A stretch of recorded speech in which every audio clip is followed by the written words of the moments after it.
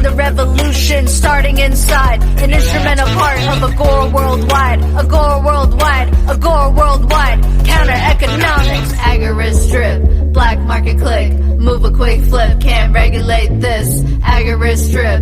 Black market click. Move a quick flip. Can't regulate this. Agorist. Agorist. Agorist. Nexus. Agorist. This is Brandon with the Agorist Nexus podcast. I've got my great co-host Dag, as always. How you doing, Dag? Doing great, man. Coming at you live from the podcast shed. How you doing? Pretty good. Podcast shed. And yep. I'm relegated out to the shed today. I didn't want to. We're recording a few episodes. I didn't want to be bothered with house people. Maybe one of these days I'll get my office back. It'll be nice. But until then, I'm doing the shed thing. So there's no champagne in the podcast shed. All right. No, just bourbon. That's all. But anyhow, yeah, man, great to be here today. I'm very excited about today's episode. Let's go ahead and start it off with a big shout out to our wonderful sponsors, Presearch. No spying, no censorship, decentralized search engine, earn crypto just for, searching the fucking internet. Why not? Yeah, absolutely. Keyword stake. Don't forget it's keyword staking. Use your coins for something, and super easy to keyword stake, and then cancel or move them around or whatnot. So, and then use our link to tell them that we're sponsoring for sure. So yeah, when you register, hit them up through us, and we definitely appreciate it. So without further ado, I'd like to introduce our guest here. We have Dexter De La Paz, who I've been very excited to have. Thank you so much for joining us, man. Yeah, thanks. It's my pleasure to be here today, gentlemen. I've been looking forward to this all month. Nice. Man, I've been wanting to invite you on for a while. I've been a fan of yours for a bit, and I got to be honest, dude. I've had a hard time coming up with just like a topic to have you on to talk about because. I don't know, man. You're so diverse with your knowledge and everything. And finally, I was just like, fuck it. I'm just going to invite him on and we're just going to fucking figure it out. Let's just roll with the punches here. And for the record, flattery like that's going to get you everywhere. Thank you. Oh, cool. For sure. Well, I also just want to make it known that I have no idea what we're going to really talk about today. So, I've been trying to come up with something specific, but, like I said, I think in our Twitter DMs, when we were all discussing this, we talked about a few different things, right? We talked about conspiracy from the angle of government and non-government actors. We talked about supernatural influence on the world, whether it's legit, whether it's not. We talked a little bit about science fiction influences. So I think really what we can do here is just go wherever you guys want to, and we're going to make something out of it because there's something to everything. There are no dead ends here, especially now when you start tugging on the scarlet thread. Yeah, yes, absolutely. How did you get started with conspiracies and stuff? Let's start there. Well, so a little anticlimactically, it all began at the public library as a kid, where I would just sit there and read the same few books on Bigfoot and cryptozoology time after time because I thought it was just so fascinating that there were things out there in the world that we still couldn't explain. And that really spoke to me, the idea that there were things that still defied the body of composite knowledge that humanity had claimed to have assembled. And then really I got out of it for a while in, high school. The few years I spent in college. And then really once I left the collegiate system, I started to get back into it in a big way. I started listening to old Art Bell Coast to Coast episodes. I started reading the books again because I had always enjoyed them, even if at that point it had been several years. So between overnight talk radio, between being a voracious reader, and between being the type of person who just has a lot of unanswered questions for myself, let alone the people around me, it was a really easy choice to start asking the questions then for myself and really just indulging my own inquisitive nature. And that's where the rabbit hole starts for anyone, you ask one question, you see one thing that doesn't just add up. And that's when not just the narrative, but sometimes reality itself starts to unspool around you.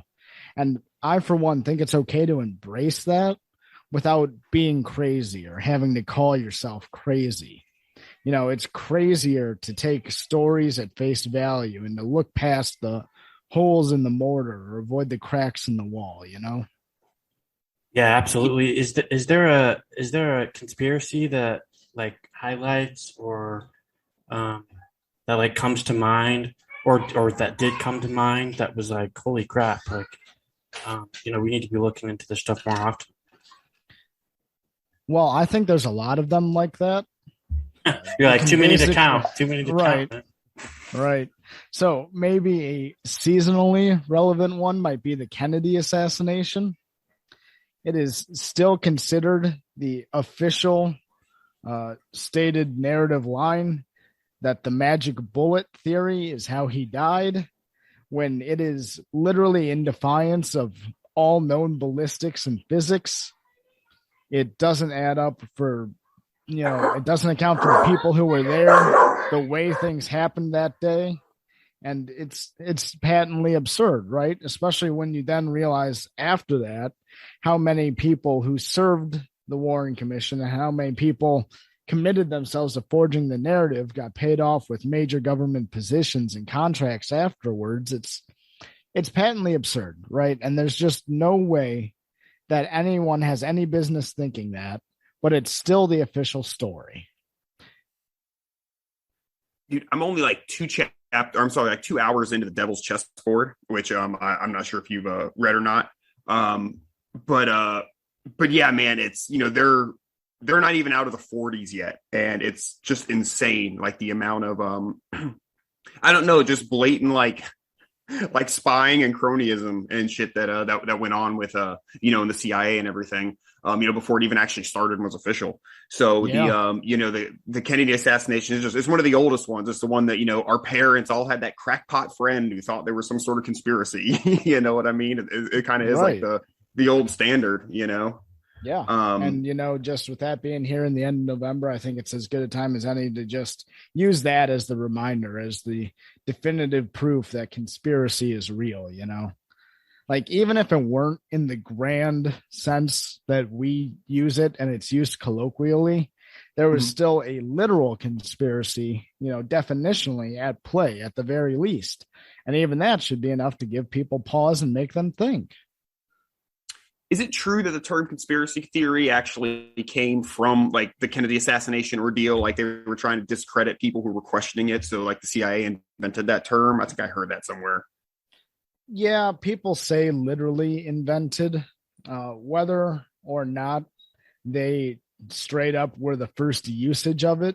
Mm-hmm. That I think is probably open to debate, but it's without question that COINTELPRO and American spooks definitely popularized its usage as a way to disparage people. I don't think there's any doubt about that.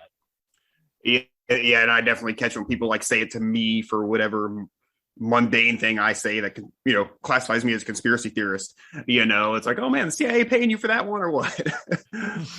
It's funny, dude. Your story for sort of getting into this sort of stuff sounds a little similar to mine. When I was a kid, that was the section. When I go to the public library, I'd go to the whatever they call it, the unexplained phenomenon section or whatever. Yeah, and I think every library kind of had one where they just dumped all the stuff about UFOs and Bigfoot and whatever else. Mm-hmm. Crying statues, monkeys falling from the sky, whatever. Right. And I was really into a lot of them. If nothing else, they were just interesting. Maybe there's something that I like the idea that there's a possibility of like new,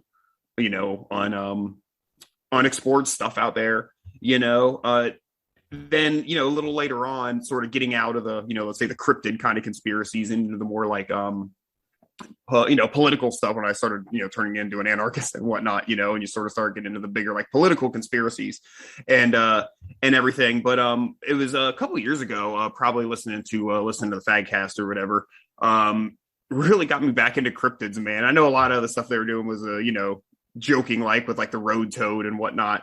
But man, I really started getting back into it kind of hard, dude. I started listening to that one. I started listening to like Expanded Perspectives and those and guys a few other are cryptid great. shows. I've really enjoyed them. so good. I love them, and some of them, man, you listen to it, and it's what got me when I started listening to the Gaslight Hour too. I'd be driving at night listening to it, and just like the production quality of a lot of those conspiracy encrypted shows is good. They put the creepy music in the background while they're reading a story, and like, dude, it gets me sometimes, man. Like I get goosebumps, and like really fucking spooked. It's absolutely it's definitely enjoyable, no matter what way you look at it. But with some of the stuff and speaking of expanded perspectives, like the first few episodes, they're talking about things like, like the copper mines in around like the Great Lakes and everything. And just like, okay, yeah, people have been coming here for millennia and taking the copper to across the oceans. And, we learned that didn't happen before 500 years ago. And it's just, you really just start to realize how much like mainstream or quote unquote like industrial science is. I don't know, man. It's crooked, or there's something missing. They lie to us. I feel like a lot of stuff has been covered up, and that just makes me so mad. It just makes me want to learn more about it. Yeah, and that one specifically is huge for me, both because it's regional to me, of course, being in Wisconsin, but also because fake history and the deliberate manipulation of the historical record is absolutely huge for me. And I think it should be a slam dunk conspiracy for a lot of people. I don't know how many people can talk about fake news like they do and look at journalistic bias with such a keen eye, and then not also conclude on top of that the same people who've been writing the narrative for the entire course of history will have been lying at every stage of the way. People even use the quote, "The victor goes the spoils," as if it's some sort of, I don't know what the term for it is. They use that as a colloquial saying, right? Everyone knows that. Everyone kind of understands what it means. Platitude. That was the word I was looking for. It's a platitude. But when you really consider just what that means, that also means the victor gets to tell the story, right? So how can the historical record be correct? Yeah, absolutely. And, I think something that really wakes people up and really like proves your point about, not believing in media is just people looking at 9/11 and Building 7 alone, how it went down with the homies for no reason. So, yeah, that's a terrific example right there too. And even that's 20 years old now. Yeah, it's been 20 years already. It's crazy.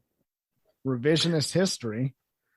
Well, I was talking to a friend about this kind of thing, especially like the old school science, cabal or whatever, cartelized science, and he was kind of like, well, why?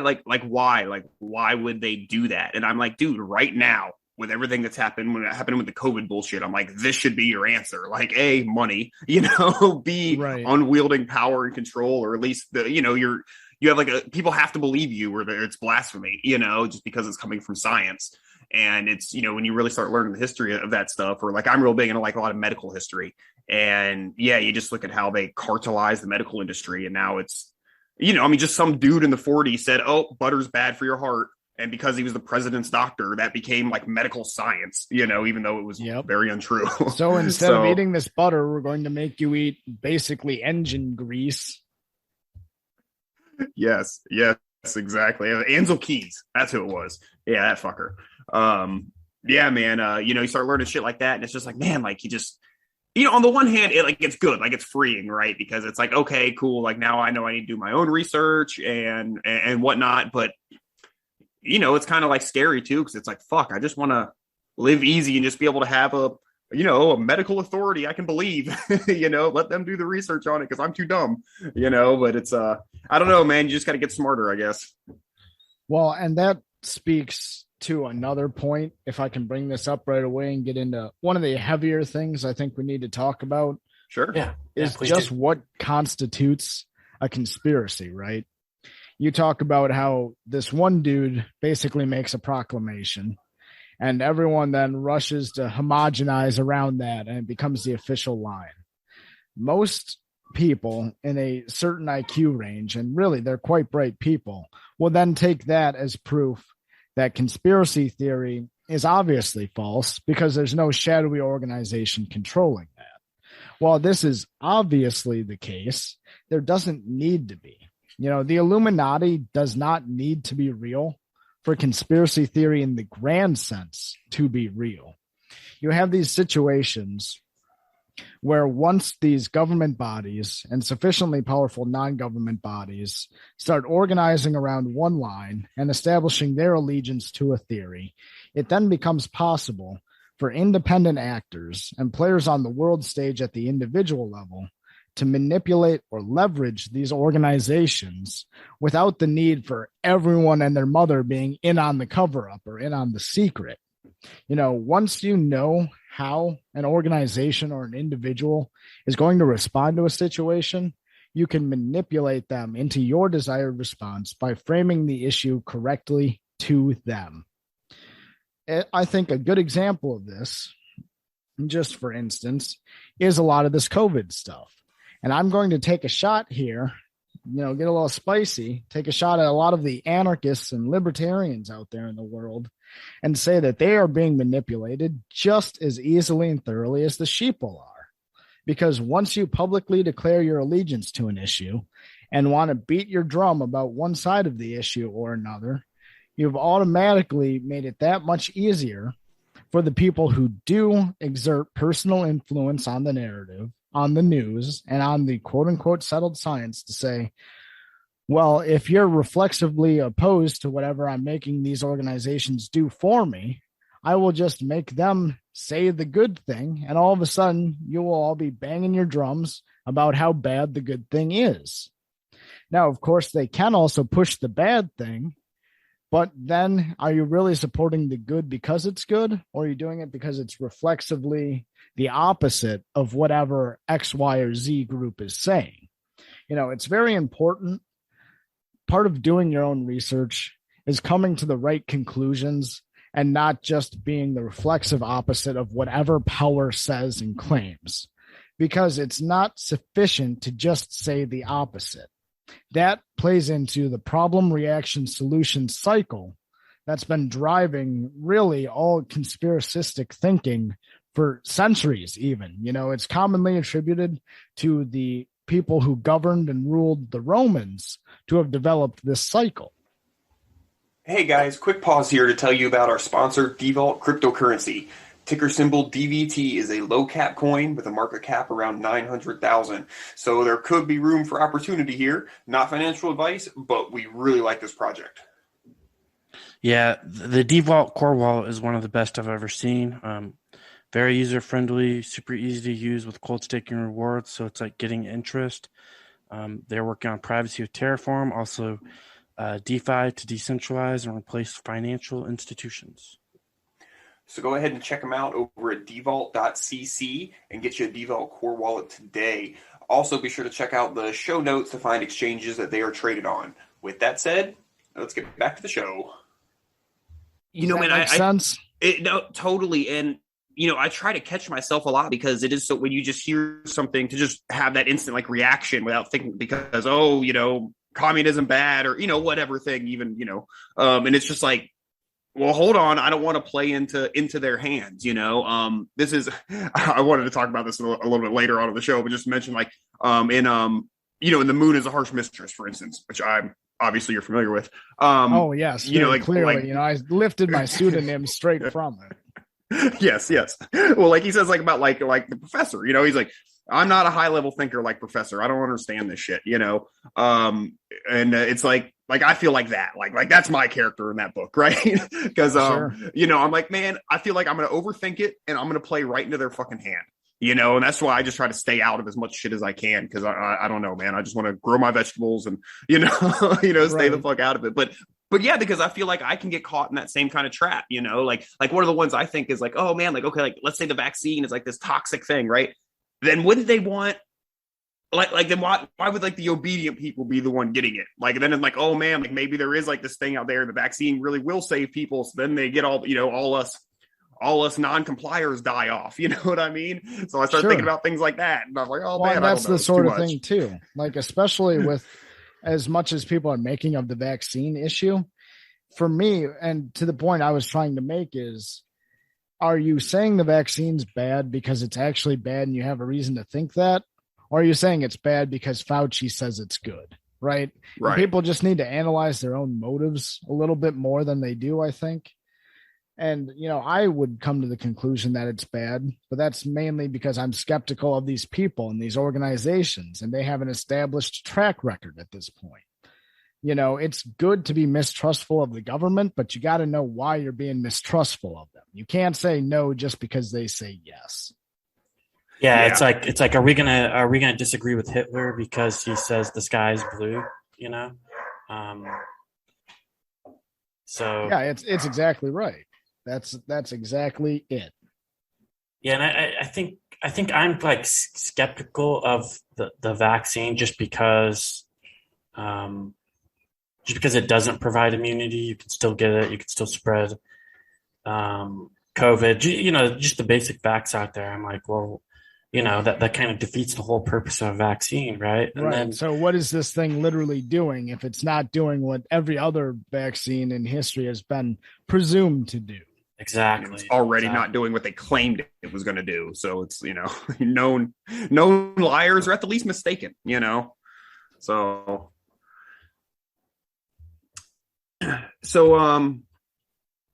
okay. So here's one of my favorite conspiracies. I kind of be curious if you have any opinions on this one. Antarctica. What's going on in Antarctica?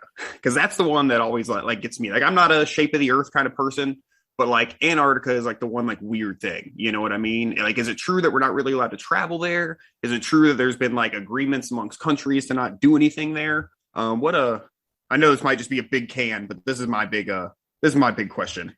Well, I think that to its credit, this is an extremely fun one.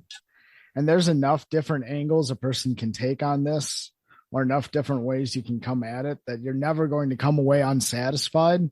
And you might just learn some things you didn't want to know in the process. So it's got that dual benefits of being both extremely entertaining and an info hazard. And I happen to believe that info hazards are actually good things. So to your point, what do I think about it? I am cautious of endorsing a lot of it just because so many known UFO grifters love to make it their big bugaboo. Mm-hmm. But there's enough actually going on there between the Nazi research bases that were established there, the fact that there is a travel cordon to very significant parts of the landmass, the fact that the climate down there is much more diverse than we've been told for a long time. And just going back, it's probably half a decade already now, to just prior to Trump's election, when all those different people were going down there, from the patriarch of the Russian Orthodox Church to emissaries of the Pope to John Kerry. And well, sure, of course, these individuals go down there to visit the research sites all the time. There was a increase in both the profile and the prestige of the people visiting and the frequency with which they visited. And not just that, but I seem to recall, and a listener, please fact check me on this if it's incorrect, because I don't like spouting actual misinformation. But I seem to recall even Buzz Aldrin going down there at one point. And that in particular, I think, has to make people sit down and really go, well, what's that all about? Because famed astronaut or not, what business would he have being in Antarctica, right? Right. And so this is beyond just like I've known like elderly people who've gone on like cruises or something there. But yeah, I understand they only go to a small area or whatnot. So yeah, that's definitely something. So let's say that like corresponds to some sort of major like event, like political world event, like, an election or something. Like what? I mean, is there like a Bohemian Grove down there or what? What are our possibilities? Yeah, well, I think the really easy assumption to make would be that people aren't allowed down there because some fragment of the Nazi regime is still active down there. And this is an old conspiracy now at this point too, but I think it's an extremely fun one because it lets you talk about Operation High Jump, which was a military training exercise for the U.S. to learn how to fight in the Arctic conditions. But instead of going to the Arctic, which is much closer and would have been much more simple logistically, in addition to that's the direction the Russians, at the time the Soviets, would have come from, they decided to go all the way down to Antarctica. Well, depending on who you want to listen to, there was a gentleman by the name of Admiral Byrd who was in charge of taking the task force down there to train.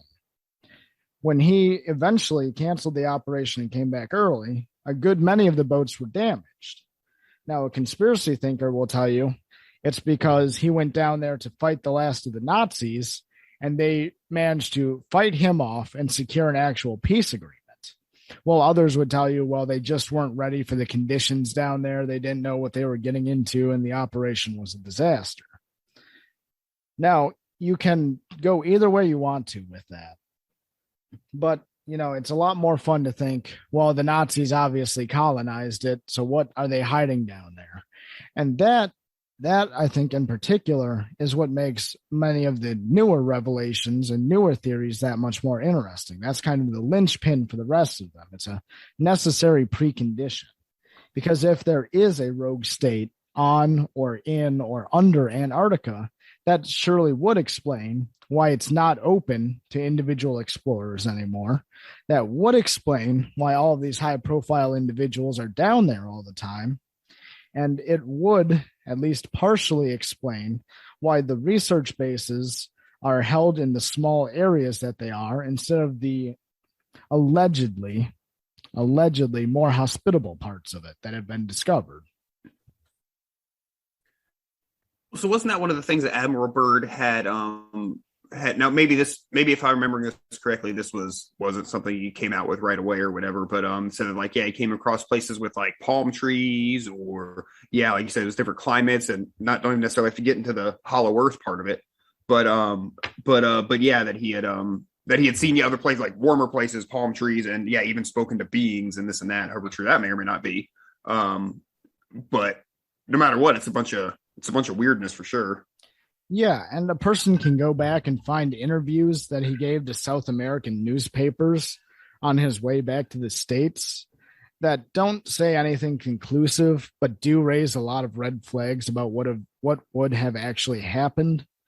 Shortly after his death, there was an alleged journal of his published, and that's been relatively debunked.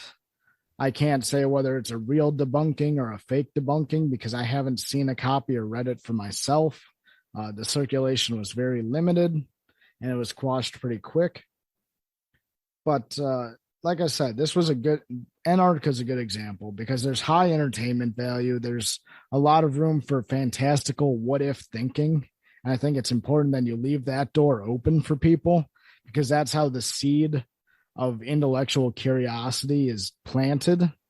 And then there's also just enough weird stuff to it that you can seek knowledge about this and you can develop your own body of actual knowledge about the situation. I like how you use the word like you're like from like, oh, they're fun, you know, because that's how I see a lot of these too, is like not necessarily saying whether I believe one thing or another about, you know, whatever, but a lot of this kind of stuff, it is just like fun, you know, like, so like my fun theory about like Antarctica is it's actually like some sort of like gateway to there's like the rest of the planet that us normie, you know, that's where Jeffrey Epstein's living, and you know, and this and that, and all the elites get to go live on the better part of the planet, and we're relegated to the shitty part, you know. Right. I have nothing to back that up. It's just fun, you know. But with a lot of these kind of things, man, I really do just have something like they're, you know, they're just, I'm never going to know the truth, you know, one way or another. So it is, you know, it is just kind of fun. Yeah, for me, it's like you know, new worlds in space, and you know, new planets and stuff like that. It's just fun to think about it, or aliens. You know, it's just fun to imagine it or think about it and all the possibilities.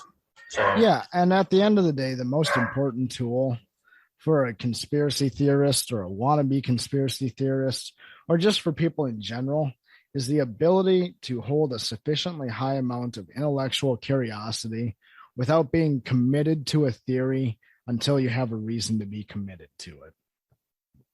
You know, a lot of people will go whole hog into this stuff, like QAnon, for example, and they'll get so far into it that they actually become committed to these ideas. And you should never, under any circumstances, be committed to them until you've reached a sufficient threshold of ammunition that you can defend the positions intellectually and reasonably without being wild-eyed and crazy about it. Yeah, like with 9/11, I don't like claim to know exactly what happened. I just know that it didn't go down the way, literally, the way that they said it did. So yeah, and you know, the burden of proof is on the people who want the narrative to be true, frankly. And that's the case with most conspiracy theories too. You know, if you want to say that 9/11 happened because of 2 planes hitting 2 buildings, why did 3 collapse and collapse the way they did? You know, the burden of proof is on them to explain it. And just because you have the weight of the media behind you doesn't mean you actually explained something. Yeah. You know, some people, I don't know who originally said the saying, but it's something to the effect like, oh, it's one thing like take a red pill versus taking a whole bottle. You know, I'm definitely like, you know, met people. That's a Michael Malice. Is it? Yeah, he'll actually get mad if you don't give him credit for that. Okay. Well, he'll get mad if you don't give him credit for a lot of shit he didn't say too. Did you guys see that a while ago where he was trying to claim he was the one who started the national divorce memes? No, I honestly haven't listened to much of his stuff. That's ridiculous. Yeah, I mean, he seems like he's kind of a funny dude, but I don't know. He's never really interested me enough to actually listen to a show or anything. I need to read his Anarchist Handbook, though, for sure. And I kind of like the stuff he's doing with Tim Pool, but yeah, we'll save that for another pod for sure. Yeah, go on, Dex. We kind of threw you off there. Yeah, I was just saying, like, yeah, I get some people who like, I mean, it's any little thing that they just you know, just casually hear it. Like, we had Tim Truth on a while back, and this isn't anything negative about Tim Truth, but he was talking about in like the masks, there were like these little hairs or something, and we asked him, he's like, yeah, we don't really know what they are, blah, blah, blah. Well, I go to a meetup like a week later, and everyone's like, there's worms in the masks, and I'm like, oh, is that what they are? I was seeing something about it. They're worms, and you know, I'm like, I mean, I don't know, like, I haven't seen any actual proof or evidence that they're worms, and they couldn't present me with any other than they saw a video on YouTube about it, you know? Right. And I'm like, calm down, man. You make all of us look bad, you know? And that's exactly what it is. You know, that's the point of what I'm getting to here. It's these people are ridiculous. And if you can't take yourself seriously, no one else is going to. And if you want to take yourself seriously, I just hope that you have a sufficiently high threshold of evidence for yourself. And sometimes it's just, I just think the Mulder's poster, I want to believe, you know, so that's much of this stuff, I do feel that way. Yeah. And, you know, really understanding the implication of that is just so important. You know, I want to believe. That doesn't mean you do believe. Yeah. I want Bigfoot to be out there, man. That just, I want the world to be that magical, you know, definitely. Bigfoot. We're talking about Loch Ness Monster. I mean, come on now. Dude, as a kid, I did like all my projects in school were on like Bigfoot or like Loch Ness Monster. It was an option. Like I said, you have these were some like topics, and like those were topics. So like all my topics were on like cryptids and shit when I do like reports. And I don't know, man, it was just fun, you know. Were you a fan of the X-Files by chance? Oh, the biggest fan. Dude, the episode, was it Dwayne Barry, where the aliens were abducting him and drilling holes in his teeth with lasers? I was like 8 when that came out, and I slept with my head under the pillow for an entire summer, dude. That shit terrified the fuck out of me. Watching it older, though, I rewatched it recently, and like it's great, man. Besides, it's just a perfect amount of like cheesiness from Mulder. Man, I was really surprised with some of the stuff they do talk about on there, like Operation Northwoods and, you know, Tuskegee and like all this, like, you know, real shit that's not even like conspiracy, you know, what actually happened. Right. But part of me is like, damn, how'd they let them get away with this shit? You know, like actually putting this out there on TV. But then that makes me get back to like we were talking about earlier. I feel like I'm overthinking it. You know what I mean? But yeah, man, I've been watching it recently and actually been really like impressed going back that there was something like that on just like, you know, network television. Yeah. And, you know, I don't think we're ever going to get to see something like that or even something like Fringe at this point ever again. Mm-hmm. You know, those two shows were kind of the death knell for woke TV asking questions about just what constitutes reality. All right. Let's take a quick second to shout out Agorist Acres Seeds. AgoristAcres.com stocks a variety of seeds for your garden or homestead. They also have really cool packaging instead of those silly paper envelopes. Buy seeds with crypto, support the counter economy, and become self-sustaining today. Agorist Acres offers fast shipping so you can get started right away. Make sure you use code Nexus10 at the checkout for 10% off of your orders. Also, they will donate a portion of the sale to Agorist Nexus, helping to bring you all the great content you expect. And all right, let's get on with it. You know, yeah, and I was really like, how do they, you know, let them, you know, because in a way they paint like the government in a bad light. But I was talking to our friend Jeremiah Harding about this, and he was like, well, here's the thing. It's like, who's also the hero? Like, yeah, the government's doing these evil things, but who's also the hero? The government, right? It's Mulder coming in to save the day, you know? He's like, so, you know, you could see that they're still the hero, even if they are the enemy, you know? I was like, I guess I feel a little better about it. Yeah. I mean, that's a fair enough point, but yeah, at the same time, it gives you that sense of like, okay, even if the government is bad, we've got hope that a government agent or somebody in the government will it's just a few bad stop apples, it man. Or save it. Yeah, and it's just a few bad apples. Exactly. As good a point as that is, and it's a worthy perspective. At the same time, I just personally think that to a lot of people watching the X-Files, especially after the first or second season or so, Mulder and Scully aren't really fundamentally government agents at that point. They are obviously still employed. Their characters are still employed by the FBI, but I don't think a lot of watchers are thinking about them as government agents, you know? As being like government heroes. Right. Yeah. You know, I think that's probably just thinking a little too hard about it. Fundamentally, it's a creature feature show where they got into some really woke topics and asked some hard questions that don't get asked anymore. But that doesn't mean that it was also elaborate propaganda, you know? I don't think it was a pro FBI television series. I mean, yeah, they showed enough like, you know, corruption and filthiness, you know, for sure. And yeah, you know, as a kid, I remember the, you know, the Monster of the Week episodes, you know, and this and that. But yeah, rewatching it as an adult, yeah, a lot of the, you know, there's a lot more to it than that. And I was like, okay, I was pretty, I don't know. I just really enjoyed it for sure. Rewatching it. Like just another couple of examples in the vein of what I'm talking about. Think about Twin Peaks, right? You know, Cooper's an FBI agent too, but by the end of the first season, he's no longer with the FBI. And the entire time he's in the town, he's not really an FBI agent. He doesn't have the Bureau's resources for the most part, except for that one medical examiner he brings in. He's just alone in this small town investigating with the local sheriffs. And the same, I think, could be said for True Detective, season 1, right? Oh, that was good, yeah. These guys are cops, technically speaking, but it's not the story of them as cops being cops, cracking a case wide open. It's about two men in the pursuit of justice. And I think that's a fundamentally different story and significantly less involved in propaganda. I always find it interesting too. Like they do a good job, but they could do a show about cops, and I find myself being on the side of the cop. You know what I mean? And like that's one of them. You know. Okay. Cool, man. So So since we're talking about fiction, let's. I've been well, I'm going to say read here, but in honestly, because I feel dishonest if I don't say I listen to a lot of these on audiobook, but I'm going to say the term read. But again, I feel unfair if I say that or if I don't mention that. But I recently, for work, I've been driving a lot, so I started getting into some audiobooks and trying to catch up on some fiction. And I did a couple Heinlein books. And I haven't had anybody to talk to them about because nobody else has read them. And I fucking loved them, dude.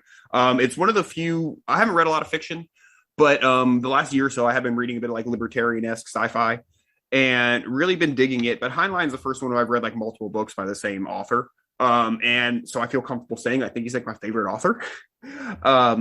Obviously, you're a fan too. What got you into his books?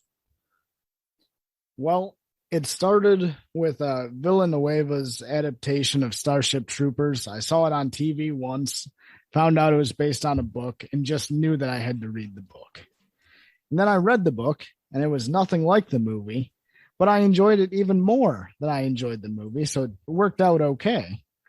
And then I just started slowly reading more of his body of work, and it just had a profound impact on me. And in fact, I still, to this day, say that as far as my political philosophy goes, nobody's had as much of an impact as Heinlein has.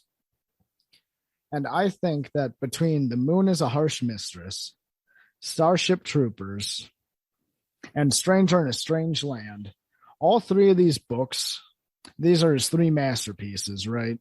Among many other great books, but those are the big three. And if you read all three of them and understand that all three of them are talking about different parts and angles of society, and that they're all playing with ideas, you start to be able to find the theory work that's inherent in a lot of good fiction. And I think fiction is actually the ideal medium for philosophy and for political theory, because it does let you explicitly play with ideas without committing to them. And, I was talking about that earlier with its relevance to conspiracy theorizing and how you have to be able to take and manipulate these ideas before you can commit to them. And I think Heinlein in particular does that better than literally anybody. But you can also see it in a lot of other sci-fi greats like Asimov or Card or Herbert. I think sci-fi in particular is the ideal genre to both tell a really good story a lot of the time, and then also play with ideas of theory that you're normally not allowed to touch without sounding like a crackpot or an enemy of the state. Well, and it's such a different way to present an idea, because again, like I would read a ton of nonfiction and just sort of have a hard time getting into a lot of fiction. But once I started getting into like libertarian like fiction, like I feel like I get something intellectually out of it, as well as being horrendously entertained and emotional. And, it's just more fun than sitting around. I mean, don't get me wrong, I love Rothbard, but, it's a chore to sit down and read a book. It just is, whereas, fiction can have that kind of other effect. And really, so I did A Moon is a Harsh Mistress and then Stranger in a Strange Land. And yeah, both of them just amazing. Like kind of like the, and I think he even says this, he's not telling you what to think, just giving you some different possibilities, out there. But one of the things that I've liked about both of them is the wise old man character. So in Moon is a Harsh Mistress, obviously Bernardo de la Paz. But I really I think my favorite was Jupil from Stranger in a Strange Land. Yeah, Jubal Hershaw. Yeah, just man, just and the audiobook for both of those was excellent. Acted very well, great voices and everything.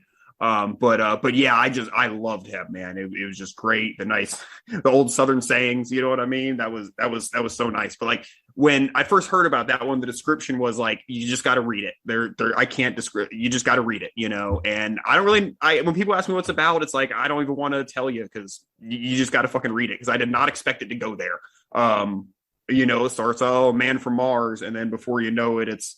I don't know. I mean, if you're listening to this far, like spoilers, whatever, the book came out in like 1961. Read it by now. But yeah, it turns into like this like commune kind of like not cult, but kind of like culty kind of thing. And it's I don't know, man. I didn't expect it to go there. It was fucking great. I just really enjoyed it, and I don't know. I really liked that one. I came away and I didn't feel too awful emotional. I might have almost cried a little bit at the end of The Moon is the Harsh Mistress, but I didn't feel that way with Stranger in a Strange Land, but after I did read Stranger in a Strange Land and I started doing some research on it, I didn't realize it was such like a quote unquote influential book in in the US. Like I guess it's on like the Library of Congress like top 88 books that shaped the country. It was banned in schools. They talk about it in a bunch of songs. They talk about it in We Didn't Start the Fire, or they mention it anyhow in that Billy Joel song. So yeah, man, it was just great. You think that Starship Troopers should be my next one from him? I absolutely do. Couldn't recommend it higher. Cool. Now he claimed, Heinlein claimed that he was like, libertarian, or for the most part libertarian thinker. Although I've heard people make the argument that like Starship Troopers and stuff was more of like a pro-war kind of book. Are we looking at it wrong to think that, or is this just a thing where he's just showing different possibilities? People who say that, it's a classic midwit trap to think that military fiction is automatically pro-war. Okay.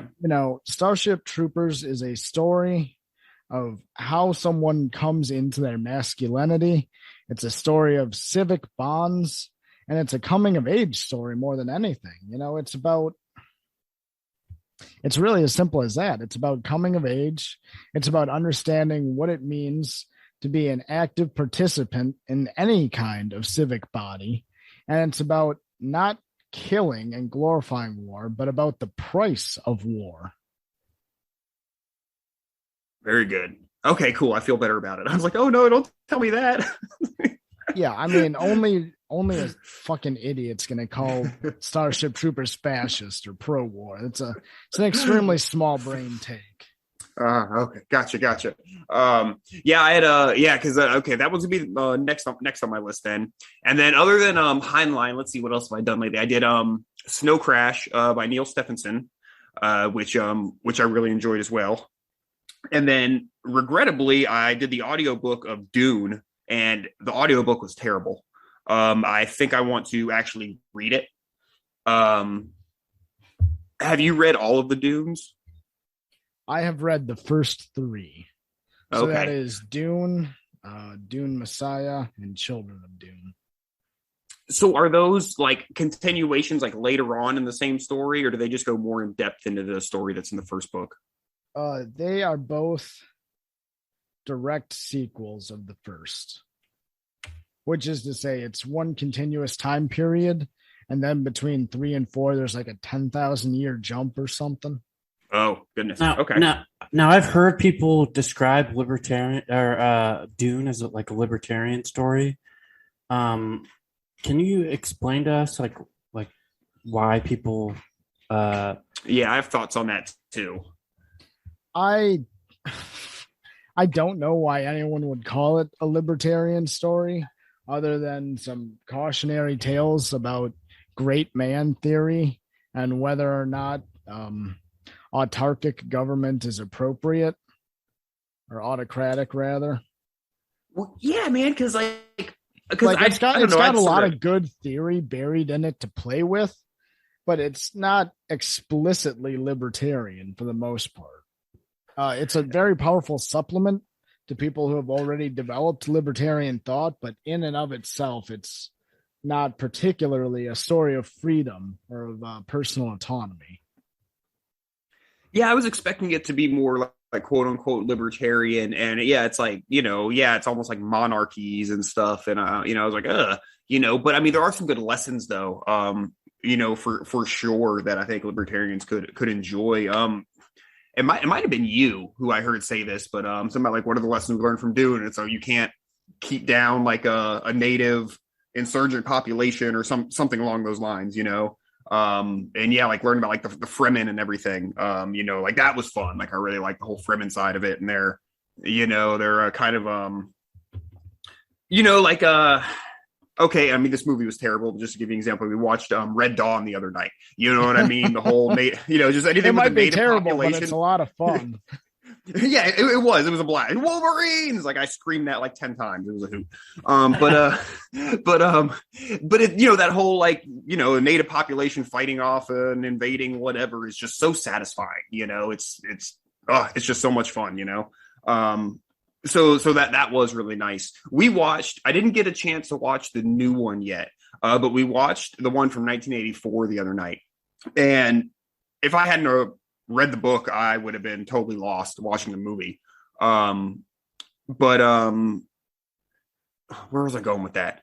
I don't know. It was okay. It just seems like a lot to try to fit into a movie because like they didn't get like it at all into the importance of like water, which was a huge part of the book and the story, at least in my opinion, at least stuff I found interesting. And they didn't get into like the Fremen like at all, which I thought was a bummer because again, that was like a really cool part of the story. But I don't know, man. How do you take like a 20-hour book and put it into a Well, yeah, I'm excited to see the new one, but I haven't seen that one yet.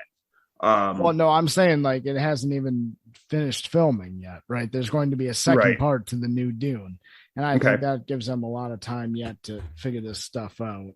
You think it should be better than the 84 version, hopefully?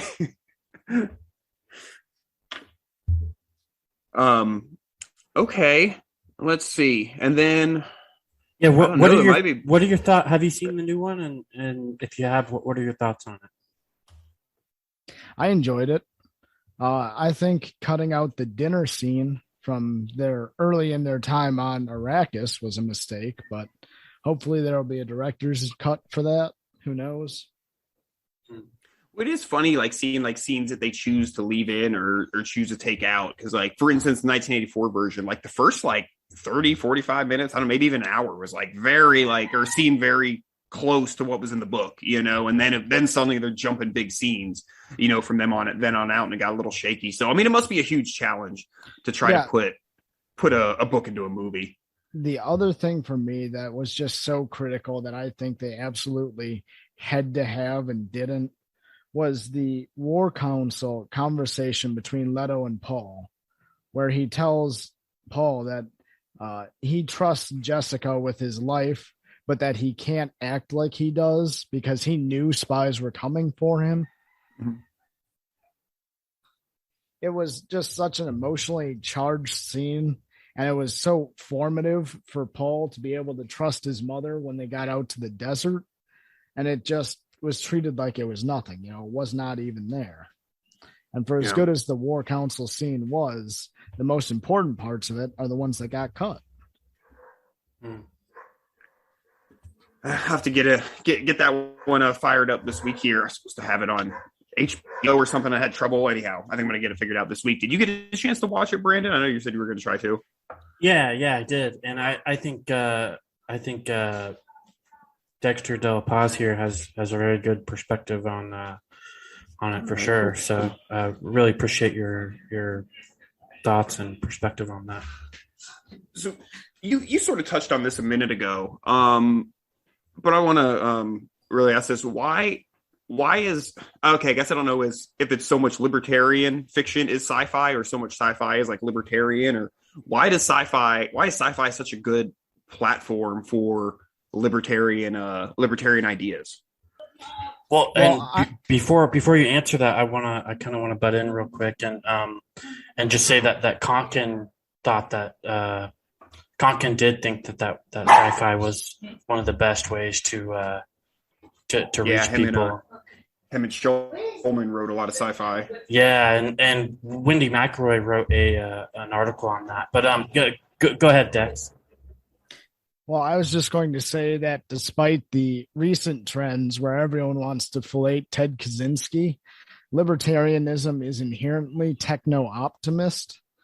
And the fact that so much sci-fi is about self-reliance and the capability of humans, it's most often tales of human triumph and human achievement. That makes it play very naturally with libertarian thought, with its emphasis on the individual and what the individual can accomplish. Yeah, that sounds right. I can buy that. A lot of times it's like frontier societies and stuff too, right. Like all the books about the moon, for instance. And of course the antagonist is usually like some kind of government or form thereof. Absolutely. Yeah, hell yeah. We've got some good ones. Like I said, Snow Crash, that was a really good one. And then Artemis, which was another moon one, that was by Andy Weir. That was really good. That was a really good audiobook too. One I might recommend, I posted here in the Zoom chat, is Powers of Earth, the first book of the Aristolis series by Travis Cochran. It goes by Morlock Publishing on Twitter. It's fantastic. It's explicitly Heinleinian, and it's just a fantastic, fantastic story. Excellent. I will add that to my list. I guess while we're on the topic, man, any recommendations as far as books or podcasts or resources or anything that you find exceptionally interesting that our audience might like? I think that for conspiracy media, the top of your list should obviously be my own shows, the Scarlet Thread Society, the Gaslight Hour, Timeline Earth. But if I were not plugging myself, I would tell you to go listen to the Higher Side Chats with Greg Carlwood. I would tell you to find the old archives of Coast to Coast while Art Bell was still with us and hosting it. I would tell you to look into the Hour of the Time with Bill Cooper. I would tell you to just read more sci-fi fiction in general. Heinlein, Herbert, Cochran, specifically the Golden Age stuff, Asimov, Stephenson. Neil Schulman. Yep. We're really Victor bad Coleman. Victor Coleman, probably. I don't know. Yeah, you can rattle off names forever. A low-key good one, too, is if anyone's into just pulpy style of sci-fi, the Warhammer 40K stuff, specifically by Dan Abnett, is just fantastic. It's got a low barrier to entry in that you can just pick one up and enjoy it. They're fairly episodic, even the ones that are in series. And they're just real fun, gritty, gory, sci-fi pulp stories. Really hard to beat. Why don't you go and tell us a little bit about your shows? We should have had you do this at the beginning, but we always forget. So, go ahead and tell us about the shows you're on, man. Well, my very first podcast appearance ever was on The Damn Woods. I owe them a tremendous debt of gratitude for getting me into podcasts, both listening and producing them. Then I joined the Gaslight Hour, which is still considered my home show. Find us at the Gaslight Hour. It's got a heavy focus on UFO issues and Forteana as a subsection of conspiracy theory. Then, of course, I was also fairly heavily involved with the Fagcast as a recurring guest, and I am even more involved with the current iteration, hosting a weekly show on the Timeline Earth platform called the Scarlet Thread Society. Excellent. And those are all very good. Like I said, the Gaslight Hour, I love the production, I love the music. It definitely gets my spine a tingling. Scarlet Thread Society, also very good. You read the letters that people write in with their experience, and I know like several of them. So you read it, I'm like, oh fuck, I know that dude. You read one from Michael Barber, who's been a guest on the show actually, and that was pretty creepy. But yeah, that one's really good. You did one recently on tarot that I actually found very fascinating. I did too. I learned a lot from that one. Yeah, that sort of thing isn't usually in my purview or whatever. But I was very interested in that one. So very good. But great, man. Anything else you want to plug or anything? Did you have anything else, Brandon, before we get out of here? No, I got a quote. Yeah, go ahead and plug away if there's anything else you want to plug. Pause. I think that's the most of it. There's not too many other things I would even plug. Sweet. Well, you the man, dude. Thanks again. And if there's ever anything that you're working on that you want to come on and talk about, you're always more than welcome. Yeah, thank you so much for having me. This was a lot of fun. Cool. Thanks. All right, Brandon, why don't you fire away with that quote? Yeah, man. Come on anytime, and or just shoot me a message or whatever. And yeah, but with that, with the quote here, we're told we have government by popular consent. At least in one sense, that's true. Every government always exercises the maximum amount of power its rulers feel the people will stand for without revolting. If this government or an element within it is drastically increasing its use of power, then the leaders either feel they have the popular support or apathy to get away with it, or they're taking desperate chances because they're being pressed to the wall. J. Neil Schulman, and I believe that's from Alongside Night. So, Agorist Acres is out. Peace.